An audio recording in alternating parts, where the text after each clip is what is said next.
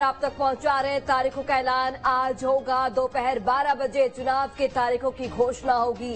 बड़ी जानकारी, विधानसभा चुनाव का काउंटडाउन अब शुरू होने वाला है। दोपहर 12 बजे इलेक्शन कमीशन की प्रेस कॉन्फ्रेंस है और इस प्रेस कॉन्फ्रेंस के दौरान विधानसभा चुनाव की तारीखों का ऐलान संभव बताया जा रहा है। दोपहर 12 बजे प्रेस कॉन्फ्रेंस होगी। बड़ी जानकारी आप तक पहुंचा रहे हैं। आज विधानसभा चुनाव की तारीखों का ऐलान होना है। 5 राज्यों में विधानसभा चुनाव होने हैं, तेलंगाना, मिजोरम, राजस्थान, मध्य प्रदेश, छत्तीसगढ़ में, और दोपहर 12 बजे चुनाव की तारीखों का ऐलान हो जाएगा। बाकायदा इसे लेकर चुनाव आयोग ने जानकारी भी साझा की है। चुनाव आयोग दोपहर 12 बजे प्रेस कॉन्फ्रेंस करेगा और इस प्रेस कॉन्फ्रेंस में 5 राज्यों में विधानसभा चुनाव जो होने हैं उसके तारीखों का ऐलान हो जाएगा। चलिए अधिक जानकारी के साथ सहयोगी नीलम जुड़ गई हैं। नीलम, दोपहर 12 बजे पुख्ता जानकारी मिल रही है कि दोपहर 12 बजे प्रेस कॉन्फ्रेंस होगी जिसमें चुनाव आयोग तारीखों का ऐलान कर देगा। जी बिल्कुल, देखिए कि जैसा कि पहले भी जानकारी मिल रही थी कि आज जो है चुनाव आयोग चुनाव की तारीखों का जो है घोषणा कर सकते हैं, और ऐसे में अब देखिए दोपहर 12 बजे election commission of India press conference के जरिए मध्य प्रदेश के साथ ही अन्य राज्यों मिजोरम, छत्तीसगढ़, राजस्थान और तेलंगाना में होने वाले विधानसभा चुनावों की भी घोषणा कर देगा। और इन तारीखों के ऐलान के साथ ही प्रदेश में जो है आचार संहिता भी लग जाएगी। लगातार तैयारियां की जा रही थी और जिस गति से तैयारी की जा रही थी, ये माना जा रहा था अक्टूबर में 10 से 15 अक्टूबर के बीच में कभी भी जो है चुनाव आयोग तारीखों का ऐलान कर सकता है। हमने देखा कि अक्टूबर महीने की शुरुआत में ये जो है वोटर लिस्ट का जो प्रकाशन है वो कर दिया गया था। इसके साथ ही लगातार जिला कलेक्टर से निर्वाचन आयोग के पदाधिकारी बैठकें कर रहे थे कि किस तरह से जो है तैयारियां की जा रही है, आगे आने वाले दिनों में किन किन बिंदुओं पर काम करना है। तो ये तमाम जो तैयारियां होती हैं इन्हें पूरी करने के बाद अब जो है आज तारीखों का ऐलान कर दिया जाएगा। जी बिल्कुल नीलम, जिस तरीके से लगातार तैयारियां भी की जा रही थी चुनाव आयोग की ओर से, और अब 12 बजे ये पुख्ता जानकारी हमारे पास आ जाएगी कि कितने से कितने दिन वोटिंग होने वाली है। और 5 राज्यों में चूंकि विधानसभा चुनाव होने हैं, तेलंगाना, मिजोरम, छत्तीसगढ़, मध्य प्रदेश और राजस्थान। अगर मैं मध्य प्रदेश की बात करूं तो लगातार हम देख रहे हैं किस तरीके से मुख्यमंत्री शिवराज सिंह चौहान भी पूरा दमखम लगा रहे हैं। प्रधानमंत्री नरेंद्र मोदी इतनी बार एमपी आ चुके हैं, तो ऐसे में या फिर कांग्रेस के नेताओं की बात कर ली जाए, राहुल गांधी, मल्लिकार्जुन खड़गे, प्रियंका गांधी, तमाम कांग्रेस या फिर बीजेपी हो, दमखम दोनों ओर से लगाया जा रहा है। ऐसे में आज जो कि तारीखों का ऐलान हो जाएगा, उसके बाद एक बार फिर से जो ये नेता है वो जुट जाएंगे, क्योंकि बेहद ही कम वक्त अब विधानसभा चुनाव में। जी बिल्कुल, देखिए लगातार मध्य प्रदेश पर दोनों ही बड़ी राजनीतिक पार्टियों का फोकस रहा है, क्योंकि 18 के चुनाव में बीजेपी के हाथ से सत्ता चली गई थी, पर उपचुनाव जब हुआ तो सत्ता वापस बीजेपी के हाथों में आ गई। सियासत हुई, सत्ता पलट हुआ। पर अब कांग्रेस फिर से चाह रही है कि 2018 में जिस तरह से कांग्रेस के हाथों में सरकार आई थी वैसे ही इस बार आए। तो वह बीजेपी भी जो है 2018 की गलतियां नहीं दोहराना चाहती, इसलिए बीजेपी जो है माइक्रो मैनेजमेंट की तर्ज पर जो है लगातार काम कर रही है। हम देख रहे थे कि न सिर्फ नीलम, आपसे दोबारा जानकारी लेती हूँ मैं। इस वक्त मोहित राज दिल्ली से हमारे सहयोगी जुड़ गए हैं।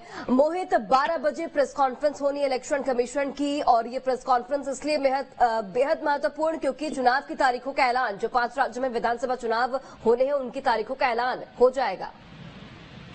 बिल्कुल, इस वक्त की सबसे बड़ी खबर हम ये कह सकते हैं कि 5 राज्यों में जो विधानसभा चुनाव होने हैं वहां पर उनकी तारीखों का ऐलान दोपहर 12 बजे मुख्य चुनाव आयुक्त दिल्ली में करेंगे। राजस्थान, छत्तीसगढ़, मध्य प्रदेश, तेलंगाना, मिजोरम के विधानसभा चुनाव की तारीखों का ऐलान होगा। बहुत अपेक्षित ये जो है था कि कब चुनावी ऐलान होगा। पिछली बार 6 तारीख को हुआ था, इस 15 तारीख को हो रहा है। मध्य प्रदेश और राजस्थान और तेलंगाना, मिजोरम में एक चरण में मतदान कराया जा सकता है, वहीं छत्तीसगढ़ में 2 चरण में मतदान कराया जा सकता है। और इसके अलावा दिसंबर के दूसरे हफ्ते में मतगणना के बाद 5 राज्यों में साथ की जाएगी, हम तो बता रहे हैं। और दोपहर 12 बजे जब ये चुनाव की तारीखों का ऐलान होगा तो उसी वक्त चुनाव आचार संहिता 5 राज्यों में लागू हो जाएगा। बिल्कुल मोहित, चूंकि आचार संहिता लागू हो जाएगी, ऐसे में जो चुनाव का प्रचार प्रसार है उसका शोर भी थम जाएगा। और जिस तरीके से हम एमपी और छत्तीसगढ़ में देख रहे हैं कि कांग्रेस हो या फिर बीजेपी हो, दोनों ही पार्टियां बिल्कुल जोर शोर से जनता को लुभाने में जुटी हुई हैं। या फिर राजस्थान की भी बात कर ली जाए, हर जगह बिल्कुल जो कड़ा मुकाबला है वो देखने को मिल सकता है। ऐसे में आज का दिन बेहद महत्वपूर्ण, चूंकि चुनाव की तारीखों का ऐलान हो जाएगा, आचार संहिता उसी के साथ लागू हो जाएगी और एक जो चुनाव का प्रचार प्रसार है वो थम जाएगा।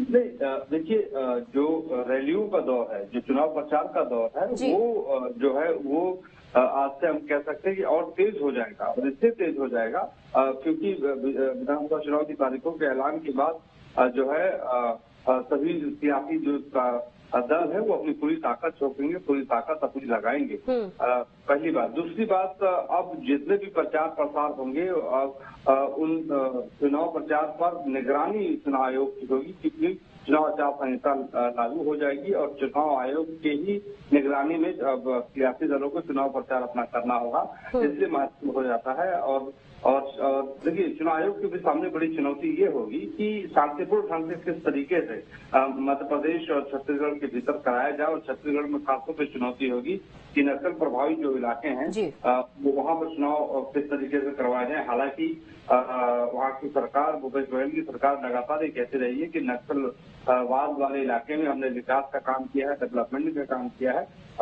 तो नक्सल प्रभावित इलाके अब उतने नहीं रहे जितने पहले हुआ करते थे। लेकिन हाँ, 2 चरणों में मतदान छत्तीसगढ़ के भीतर कराए जाने की संभावना है। मोहित, आज कांग्रेस वर्किंग कमेटी की भी बैठक है और कांग्रेस वर्किंग कमेटी की बैठक में भी ये महत्वपूर्ण हो जाता है, क्योंकि 2024 के चुनाव को लेकर स्ट्रैटेजी बनाई जाएगी। इसके साथ ही अभी तक कांग्रेस की, चाहे हम एमपी की बात कर ले या फिर छत्तीसगढ़ की बात कर ले, कहीं भी पहली सूची अभी तक नहीं आई है। तो ऐसे में कांग्रेस वर्किंग कमेटी की जो बैठक होगी वो भी अपने आप में बेहद महत्वपूर्ण। बिल्कुल, देखिए, आज कांग्रेस वर्किंग कमेटी की बैठक है और आज ही चुनाव की तारीखों का ऐलान भी होने जा रहा है। और भूपेश बघेल जो छत्तीसगढ़ के मुख्यमंत्री, खुद वो दिल्ली में मौजूद हैं। कल रात को दिल्ली वो पहुंचे हैं और आज कांग्रेस वर्किंग कमेटी की बैठक में 10:30 बजे कांग्रेस हेडक्वार्टर भी आएंगे। तो उनसे सवाल जरूर पूछा जाएगा कि किस रूप में, किस तरीके से चुनाव की तारीखों के ऐलान के बाद आप प्रत्याशियों की चुनाव का ऐलान करने वाले हैं। और देखिए, प्रत्याशियों का ऐलान जो है वो केंद्रीय चुनाव समिति करता है। स्क्रीनिंग कमेटी की कई दौर की बैठकें हो चुकी है। अजय माकन जो मौजूदा कोषाध्यक्ष हैं वो स्क्रीनिंग कमेटी के चेयरमैन हैं। उन्होंने रायपुर में जो है बैठक की है और दिल्ली में कहा जा रहा है कि चुनाव की तारीखों के ऐलान के बाद केंद्रीय चुनाव समिति की बैठक मल्लिकार्जुन खड़गे बुलाएंगे, जिसमें सोनिया गांधी, राहुल गांधी शामिल होते हैं। उसमें जो है प्रत्याशियों पर अंतिम मोहर लगानी चाहिए। बिल्कुल ठीक है मोहित, लौटती हूं मैं आपके पास। नीलम हमारे साथ लाइव जुड़े हुए हैं भोपाल से। नीलम, चूंकि आज का दिन बेहद महत्वपूर्ण, चुनाव की तारीखों का आज ऐलान हो जाएगा, दोपहर 12 बजे का वक्त दिया गया है। ऐसे में चूंकि 10 अक्टूबर को राहुल गांधी भी आ रहे हैं, रैलियों का जो सिलसिला है वो अब और भी ज्यादा तेज हो जाएगा और भी दमखम के साथ दोनों पार्टियां जनता को लुभाने के लिए जुटेंगी। जी बिल्कुल, देखिए आज जो है विधानसभा चुनाव की तारीखों का ऐलान हो जाएगा और अब जो है प्रचार प्रसार का जो दौर है वो काफी ज्यादा तेज हो जाएगा, क्योंकि बेहद कम समय बचा रहेगा। अगर हम अनुमानित माने तो नवंबर महीने के आखिरी में कभी भी जो है चुनाव हो सकते हैं। हालांकि ये तारीखें जो है ये आज पुख्ता हो जाएंगी कि किन तारीख पर जो है विधानसभा चुनाव होने हैं, या एक चरण में होने या कई चरणों में जो है मध्य प्रदेश में विधानसभा चुनाव हो सकते हैं। तो वही अगर हम पार्टियों की बात करें तो दोनों ही बड़ी राजनीतिक पार्टियां बीजेपी और कांग्रेस पूरे दमखम के साथ मध्य प्रदेश में पहले से ही जुटी हुई थी और अब जो है इनका जो प्रचार प्रसार का दौर है वो एक बार फिर से बहुत ज्यादा तेज देखने को हमको मिल सकता है। लगातार हम देख रहे थे कि मध्य प्रदेश में जो जितने भी केंद्रीय नेतृत्व के चेहरे हैं बीजेपी की तरफ से दौरे कर रहे थे, पीएम नरेंद्र मोदी से लेकर केंद्रीय गृह मंत्री अमित शाह और इसके अलावा अलग अलग केंद्रीय मंत्रियों का जो है दौरे हमने देखा। जन आशीर्वाद यात्रा के तहत जनता को लुभाने की कोशिश बीजेपी की तरफ से की गई। तो वहीं कांग्रेस की तरफ से भी जो है जन आक्रोश यात्रा निकाली गई, जिसमें कांग्रेस के बड़े दिग्गज जो है शामिल हुए। प्रियंका गांधी भी जो है मध्य प्रदेश दौरे पर आ चुकी हैं। वहीं राष्ट्रीय कांग्रेस के जो अध्यक्ष मल्लिकार्जुन खड़गे, उनका भी दौरा रहा और राहुल गांधी भी आने वाले दिनों में मध्य प्रदेश आने जा रहे हैं। तो ऐसे में अब जब तारीखों का ऐलान हो जाएगा तो पूरे ही जोर शोर के साथ जो है पार्टियां मैदान में उतरती हुई हमको नजर आएगी। और वहीं अगर हम बात करें कांग्रेस की, तो अब तक कांग्रेस ने अपने उम्मीदवारों के नामों की घोषणा नहीं की है। तो ऐसे में ये भी देखना होगा कि कांग्रेस अब जब चुनाव की तारीखों का ऐलान हो जाता है तो उसके बाद कब तक अपने प्रत्याशियों की नामों की घोषणा करती है। वहीं अगर हम बीजेपी की बात करें तो बीजेपी भी जो है करीब अब 151 सीटों पर लगातार फोकस करती हुई नजर आ रही है। बीजेपी की तरफ से जो जानकारी मिल रही है उसके मुताबिक नवरात्रि के समय में जो है बीजेपी की तरफ से चौथी लिस्ट उम्मीदवारों के नाम की घोषित हो सकती है। तो ये भी देखने वाली बात होगी कि जो 230 विधानसभा सीटें हैं, इन पर कब तक पार्टियां अपने अपने उम्मीदवारों की घोषणा कर सकती है, क्योंकि अब अगर हम देखें तो करीब 1.5 महीने का वक्त है जब चुनाव के तारीखों के ऐलान के साथ ही प्रचार प्रसार में सभी पार्टियों को जुटना होगा ताकि जनता को लुभा सके और जो मध्य प्रदेश की सत्ता है वो अपने हाथ में ले सके। तो ये आज का एक बड़ा दिन है जब चुनाव की तारीखों का ऐलान जो है दोपहर 12 बजे हो जाएगा। जी बिल्कुल नीलम, और दोपहर 12 बजे का इंतजार जब पुख्ता तौर पर हमारे पास ये जानकारी आ जाएगी कि चुनाव कब से कब तक होंगे, मतगणना कब तक होगी, और ये जो तमाम जानकारियां हैं वो इलेक्शन के मद्देनजर बेहद महत्वपूर्ण हो जाती हैं। प्रत्याशियों की सूची की आपने बात की, प्रत्याशियों की अगर हम बात करें तो अभी तक बीजेपी ने 79 प्रत्याशी घोषित कर दिए हैं। तीसरी सूची बीजेपी की जारी हो गई है, चौथी सूची का इंतजार है। चौथी सूची में भी ऐसे कई नाम हैं जो बड़े नाम हैं जो शामिल हो सकते हैं, ये भी कहा जा रहा है। कई अहम चेहरे जो नए चेहरे हैं उन्हें भी मौका मिल सकता है, ये भी जानकारी मिल रही है। वहीं कांग्रेस की अगर बात की जाए तो कांग्रेस ने अभी तक अपनी एक भी सूची जारी नहीं की गई है कांग्रेस की ओर से। लेकिन जो चुनाव समिति की कांग्रेस की बैठक हुई थी, कहा जा रहा है कि 140 सीटों पर नाम तय हो चुके हैं और कुछ ही दिनों में 2 से 3 दिनों में नाम घोषित हो सकते हैं।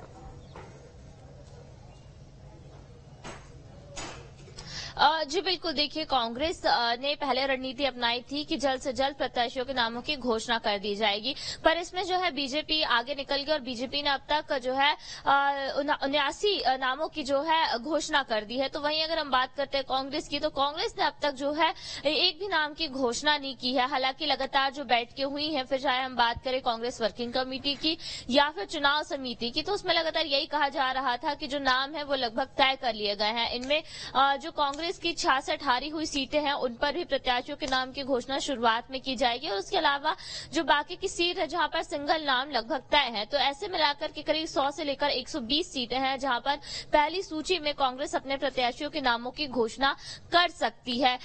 जो बीच कांग्रेस की तरफ से पीसीसी चीफ कमलनाथ भी कहते हुए नजर आए थे कि सही समय आने पर जो है हम अपने प्रत्याशियों को चुनावी मैदान में उतार देंगे। हालांकि जिन्हें टिकट दिया जाना है उन्हें लगातार इशारा किया जा रहा है ताकि वो अपने अपने विधानसभा क्षेत्रों में सक्रिय रहे और चुनावी तैयारी जो है लगातार करते रहे।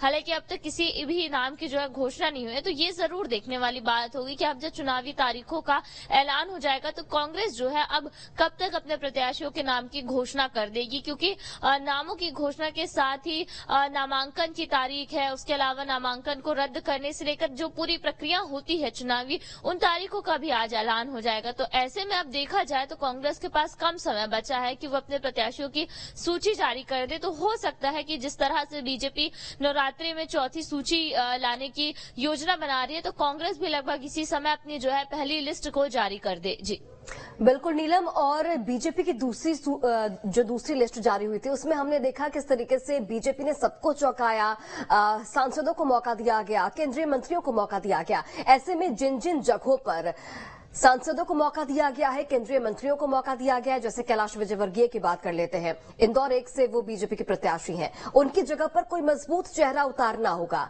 कांग्रेस को ताकि टक्कर जोरदार हो, और ये कांग्रेस के लिए एक बड़ी चुनौती होगी। जी बिल्कुल, जाहिर तौर पर देखिए जितनी भी सीटों पर बीजेपी ने अपने सांसद या बड़े चेहरों को उतारा है, हालांकि वो बीजेपी की हारी हुई सीटें थी ज्यादातर, सिर्फ एक नरसिंहपुर सीट को या सीधी सीट को हम छोड़ दें तो इसके अलावा और मैहर सीट, तो इनके अलावा जो है बाकी सीटें जिन पर बड़े चेहरों को उतारा गया है, यहाँ पर बीजेपी को हार का सामना करना पड़ा था। इसलिए इन बड़े चेहरों को इन क्षेत्रों में उतारा गया है ताकि न सिर्फ एक विधानसभा सीट है बल्कि आसपास की जो सीटें हैं उन पर भी जो है असर देखने को मिले। क्योंकि जैसे कि अगर हम बात करें नरेंद्र सिंह तोमर के, उनके ही संसदीय क्षेत्र की डिमनी से उनको सीट जो है चुनावी मैदान में उतारा गया है। इसी तरह राकेश सिंह जो कि जबलपुर से सांसद रहे हैं, उनको जबलपुर की ही पश्चिम विधानसभा सीट से जो है चुनावी मैदान में उतारा गया। तो इस तरह से बड़े चेहरों को इसी वजह से उतारा गया था कि न सिर्फ एक विधानसभा सीट बल्कि लोकसभा क्षेत्र में जो है पूरा असर देखने को मिले। तो कांग्रेस के ऊपर अब जाहिर तौर पर ये एक दबाव है कि इन बड़े चेहरों के सामने कांग्रेस भी अपनी तरफ से एक दमदार चेहरे को जो है उतारे ताकि एक कड़ी टक्कर देखने को मिले।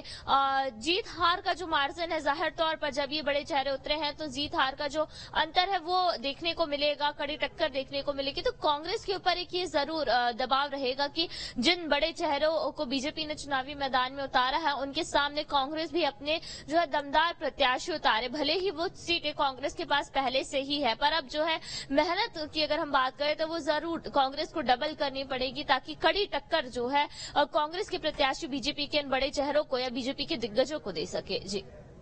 और नीलम, कांग्रेस की अगर मैं बात करती हूं तो कांग्रेस ने अभी तक एक भी लिस्ट अपनी जारी नहीं की है। कांग्रेस चुनाव समिति की जो बैठक हुई उसमें ये कहा गया कि 140 सीटों पर मंथन हो चुका है, 140 सीटों पर जो प्रत्याशी के नाम है वो तय हो चुके हैं। और ये भी कहा जा रहा है कि जो कई ऐसी जो सीटें हैं वहां पर जो सिटिंग एमएलएज हैं उन्हें उतारा जाएगा या फिर उन्हें भी उतारा जा सकता है जो पहले चुनाव हार चुके हैं। इसे लेकर क्या कुछ जानकारी आपके पास, अंदर खाने से क्या कुछ जानकारी सामने आ रही है? जी बिल्कुल, देखिए कांग्रेस लगातार सर्वे कर रही थी और उसी के आधार पर जो है कांग्रेस का कहना है कि हम उन उम्मीदवारों को ही चुनावी मैदान में उतारेंगे जो कि जीत का रास्ता मजबूत कर सकते हैं या जीत जो है कांग्रेस को दिला सकते हैं। हालांकि वो चाहे सिटिंग एमएलए हो या फिर ऐसे भी नेता जो पहले चुनाव में हार चुके हो पर सर्वे में उनका नाम जो है अच्छा आ रहा हो या उनकी सर्वे रिपोर्ट जो है वो बेहतर आ रही हो। तो ऐसे में जाहिर तौर पर कुछ सीटें ऐसे हैं जहां पर सिंगल नाम लगभग तय हो चुके हैं और जो वर्तमान में विधायक भी है और उनकी स्थिति जो है मजबूत रही है। कांग्रेस जब 2018 में सत्ता में आई थी तो कई विधायक जो मंत्री बने थे उनकी स्थिति अब भी मजबूत नजर आ रही है। तो उन पूर्व मंत्रियों को एक बार फिर से कांग्रेस की तरफ से मौका दिया जा सकता है। तो लगातार जिस तरह से हम देख रहे थे कि बैठकें चल रही है, सर्वे किए जा रहे हैं, सितंबर महीने में भी जो है लगातार कांग्रेस कमेटी की बैठकें यहाँ पर हुई है और इसके साथ ही साथ स्क्रीनिंग कमेटी के जो सदस्य भोपाल आए हुए थे उन्होंने तमाम पदाधिकारियों के साथ बैठक की, हर एक नाम पर जो है चर्चा की गई, मंथन किया गया और ये कोशिश जरूर कांग्रेस की तरफ से है कि चाहे बीजेपी ने अपने प्रत्याशियों को चुनावी मैदान में उतार दिया हो पर जब कांग्रेस अपने प्रत्याशियों को चुनावी मैदान में उतारे तो वो बीजेपी के प्रत्याशियों को एक कड़ी टक्कर दे। इसलिए लगातार विचार मंथन किया जा रहा है। और क्योंकि देखिए कांग्रेस में एक बात ये भी रहती है कि वहां पे नाराजगी देखने को मिलती है या फिर फूट देखने को मिलती है, तो उस बात को भी जो है साथ लेकर चलना एक बड़ी चुनौती कांग्रेस के लिए हमेशा से होता है। तो ऐसे में भी इस बात का भी खासा ध्यान रखा जा रहा है कि अगर किसी उम्मीदवार के नाम को लेकर के कहीं कोई नाराजगी है तो उस नाराजगी को भी कम किया जा सके और अगर पार्टी में कहीं फूट पड़ती हुई दिखाई दे रही हो तो उसे भी कम किया जा सके। तो इन तमाम पहलुओं पर लगातार विचार मंथन किया जा रहा है।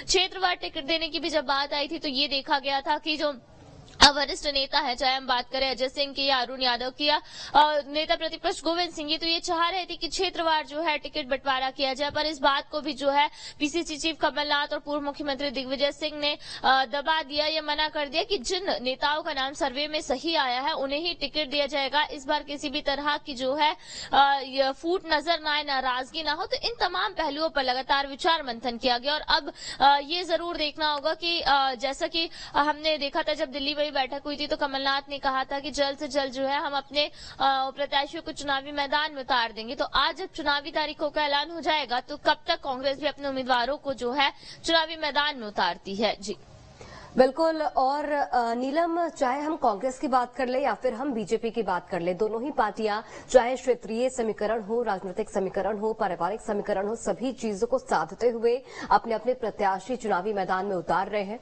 और कांग्रेस की लिस्ट का इंतजार है। अब चूंकि आज 12 बजे चुनाव की तारीखों का ऐलान हो जाएगा, उसके बाद ये देखना बेहद महत्वपूर्ण हो जाएगा कि अब कितने दिन और इंतजार करना होगा हमें कांग्रेस की पहली लिस्ट को देखने में। लेकिन नीलम, यहां पर मैं बीजेपी की बात करना चाहूंगी, क्योंकि बीजेपी जो 2018 में गलतियां हुई थी, हालांकि 11 महीने बाद सरकार बदल गई थी, लेकिन जो 2018 में गलतियां हुई थी बीजेपी से, उस चीज को एक बार फिर से न दोहराया जाए। और इसे लेकर मुख्यमंत्री शिवराज सिंह चौहान भी बिल्कुल दमखम के साथ कई सभाएं उनकी ओर से की जा रही हैं। जन आशीर्वाद यात्राएं बीजेपी की ओर से निकाली गई, उसके साथ ही हालांकि यात्रा को रिस्पांस अच्छा मिला, उसके साथ ही अगर हम देखें तो जो डिजिटली तौर पर अब बीजेपी लोगों से जुड़ेगी, यानी कि बीजेपी उन गलतियों को दोहराना नहीं चाहती। और यही वजह है कि एमपी बेहद महत्वपूर्ण माना जा रहा है बीजेपी के मद्देनजर से भी।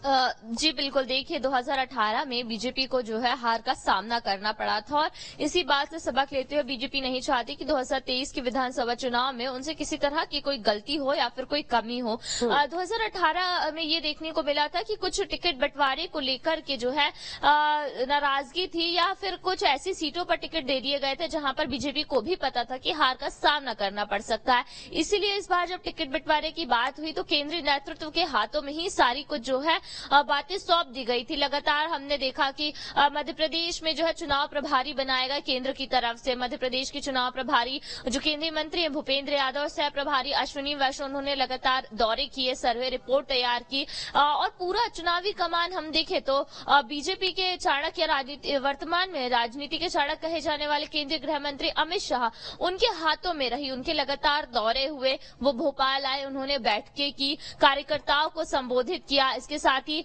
पीएम नरेंद्र मोदी के भी लगातार जो है हमने देखा कि मध्य प्रदेश के तमाम जिलों में, अलग अलग क्षेत्रों में जो है दौरे हुए, ताकि जनता को ये नजर आए कि बीजेपी जो है हमेशा चुनावी मोड में रहती है और इस बार भी जो है बीजेपी जनता के हित में काम करना चाह रही है। मध्य प्रदेश सरकार का पिछले 18 सालों का रिपोर्ट कार्ड भी पेश किया कि किस तरह से 2003 के पहले का मध्य प्रदेश था और उसके बाद का 2023 का अब तक का जो है मध्य प्रदेश। इसके साथ ही 15 महीने की जब कांग्रेस की सरकार थी तो किस तरह से घोटाले हुए, इसे भी जो है प्रचार प्रसार बीजेपी की तरफ से किया गया।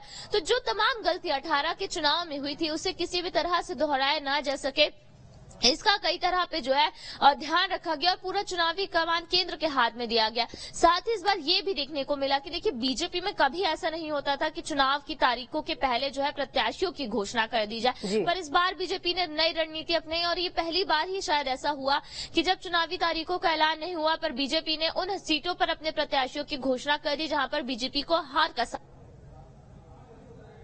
जहां पर बीजेपी को अपनी स्थिति इस बार भी कमजोर नजर आ रही थी, ताकि प्रत्याशियों को ज्यादा समय मिले अपने विधानसभा क्षेत्र में काम करने का, जनता से जुड़ने का। इसके साथ ही साथ सीएम का जो चेहरा है इस बार बीजेपी की तरफ से घोषित नहीं किया गया। जब इस बात को लेकर के सवाल उठाए गए कि मुख्यमंत्री का पद का चेहरा कौन होगा, तो यही जवाब सामने आया कि केंद्र की तरफ से तय किया जाएगा। सभी कार्यकर्ता है, केंद्र जिसे मौका देगा। हमने बड़े नेताओं को भी सुना, चाहे नरेंद्र सिंह तोमर हो, कैलाश विजयवर्गीय हो, और जितने भी बड़े चेहरे हैं वो यही कहते हुए नजर आए कि उनका जो प्रत्याशी है वो कमल का फूल है और बाकी सब जितने नेता है वो कार्यकर्ता है। तो अलग अलग रणनीति इस बार हमने देखी, ताकि बीजेपी ये पुख्ता कर रही है कि जो नुकसान 18 में हुआ था वो इस बार ना हो। और एक फैक्टर ये भी था कि 2018 में बीजेपी को जो अनुसूचित जनजाति है उन सीटों पर काफी नुकसान झेलना पड़ा था। महाकौशल क्षेत्र की हम बात करें तो बड़ी हार वहां पर जो है महाकौशल क्षेत्र में देखने को मिली थी। तो इन क्षेत्रों पर भी ज्यादा से ज्यादा नजर जो है बीजेपी की रही। अगर हम बात करें अनुसूचित जनजाति की या आदिवासियों की, तो लगातार पिछले 1.5 साल से हम देख रहे थे कि मध्य प्रदेश की राजनीति जो है वो इन क्षेत्रों के आसपास या इन जनजातियों के आसपास ही घूमती हुई नजर आ रही थी। भोपाल में रानी कमलापति स्टेशन नाम रखा गया। इसके अलावा टांट्या भील को की जन्म स्थली की हम बात करें या अलग अलग जितने भी जननायक रहे हैं स्वतंत्र स्वतंत्रता में उनके नाम को भुनाने की कोशिश बीजेपी की तरफ से की गई। इसके साथ ही अगर हम बात करें दलित वोटर्स को भी साथ कर चलने की बीजेपी कोशिश करती हुई नजर आई। दलित वर्ग के जो युवा हैं उन्हें आगे बढ़ाया जाए, इसके लिए कई तरह की जो है योजनाएं बीजेपी सरकार की तरफ से लाई गई। और साथ ही साथ महिला वोटर्स, देखिए जैसे हम कह रहे हैं कि मुख्यमंत्री ने एक बड़ा दाव खेला लाडली बहना योजना के तहत, तो ये कहीं ना कहीं इस चुनाव में गेम चेंजर या एक मास्टर स्ट्रोक की तरह देखा जा रहा है कि 2 करोड़ महिलाओं को जो है बीजेपी सरकार की तरफ से एक मासिक राशि दी जा रही है, किस्त दी जा रही है, और जिसे अब बढ़ाकर के जो है 1250 रुपए भी कर दिया जा रहा है। तो इस तरह से तमाम तरह की योजनाएं अलग अलग वर्गों के लिए लेकर लाई गई। युवा वर्ग की हम बात करें तो सीखो कमाओ योजना के तहत जो है युवाओं को ट्रेनिंग देने और उन्हें स्टाइपेंड देने की बात कही गई। कर्मचारी वर्ग के लिए अलग तरह की घोषणा की गई। संविदा वर्ग नजर आ रहा था तो उनके लिए घोषणाएं की गई। इसके तमाम जिन वर्गों को लेकर के बीजेपी को लग रहा था कि नाराज है और एक बड़ा वोट बैंक है, उन्हें साथ कर चलने की कोशिश की गई। तो ये जरूर जो हर एक फैक्टर की हम बात कर रहे थे कि 18 के चुनाव में टिकट बंटवारे पर कहीं न कहीं गलतियां हुई थी तो उसे सुधार किया गया। जिन क्षेत्रों पर या जिन आरक्षित सीटों पर बीजेपी को नुकसान हुआ उन वर्गों को साथ कर चलने की कोशिश की गई। उन वर्ग विशेष पर फोकस करते हुए योजनाएं लाई गई। महिला वोटर्स की हम बात करते हैं तो मध्य प्रदेश में 2 करोड़ से ज्यादा जो है 2.5 करोड़ के लगभग आसपास जो है महिला वोटर्स है, तो उन्हें साधने की कोशिश शुरुआत से ही की गई ताकि ये ना नजर आए कि चुनावी साल है, इस वजह से महिलाओं को साधने की कोशिश की जा रही है। तो हम ये देख रहे थे जरूर कि बीजेपी लगातार पिछले 1.5 साल से चुनावी मोड में नजर आ रही थी। फिर चाहे हम मुख्यमंत्री शिवराज सिंह चौहान की बात करें, बीते दिनों उन्होंने न सिर्फ जन आशीर्वाद यात्रा बल्कि विकास यात्रा भी जब निकाली गई थी तो लगातार विकास कार्यों की सौगात मध्य प्रदेश के कई जिलों को दी गई, कई तहसीलों को दी गई और इस दौरान कई जिले भी बनाए गए। पांडुरना को जिला बना दिया गया, मैहर जिला को जिला बना दिया गया। तो तमाम जहां जहां मांग उठ रही थी कि उनके क्षेत्रों को जिला घोषित कर दिया जाए तो आसपास की तहसीलों को जोड़ करके जिला बनाया गया। तो ये कहीं न कहीं ये सब वही बातें थी कि 2018 में जिस तरह से प्रचार प्रसार से लेकर अलग अलग फैक्टर्स पर गलतियां हुई थी, उन गलतियों को सुधारा जा सके। तो बीजेपी पूरी रणनीति के साथ काम कर रही है पिछले 1.5-2 साल से। और अब जब चुनावी तारीखों का ऐलान आज हो जाएगा की स्ट्रैटेजी यही है कि जो गलती 2018 में हुई उस गलती को न दोहराया जाए और जिस तरीके से तमाम जो केंद्रीय नेतृत्व है या फिर मुख्यमंत्री की बात कर ले, प्रधानमंत्री की बात कर ले, जो दमखम के साथ लगे हुए हैं जनता को लुभाने में, जनता का